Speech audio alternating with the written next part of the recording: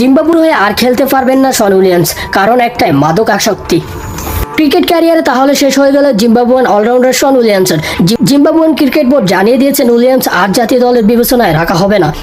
গত মাসে হওয়া আফ্রিকা অঞ্চলে টি-20 বিশ্বকাপ বাছাই পর্বে দল থেকে নিজের নাম প্রত্যাহার করে নিয়েছিলেন উইলিয়ামস। তবে তাকে দল থেকে বাদ করার সিদ্ধান্ত শুধু এই কারণে নয়, মূল কারণ তার মাদক আসক্তি। জিম্বাবুয়ান ক্রিকেট বোর্ড জানিয়েছিলেন উইলিয়ামস স্বেচ্ছায় পুনর্বাসন কার্যক্রমে যোগ দিয়েছেন। 39 বছর বয়সী এই ক্রিকেটার ডোপ টেস্টে ধরা পড়ার আশঙ্কা নিয়ে নিজেকে দল থেকে প্রত্যাহার করে দিয়েছিলেন। বোর্ডের তদন্তে তিনি স্বীকার করে নিয়েছেন কিছুদিন ধরে তিনি মাদক আসক্তির সমস্যায় ভুগছেন, যে কারণে হয়তো তার ক্রিকেট ক্যারিয়ার শেষ হয়ে গেছেন বলা যায়।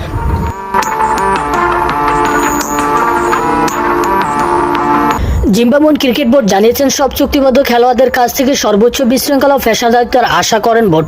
শন উইলিয়ামসের পুনর্বাসনের উদ্যোগ নেওয়া প্রশংসা করার পাশাপাশি মাদকের সঙ্গে জড়ানো তার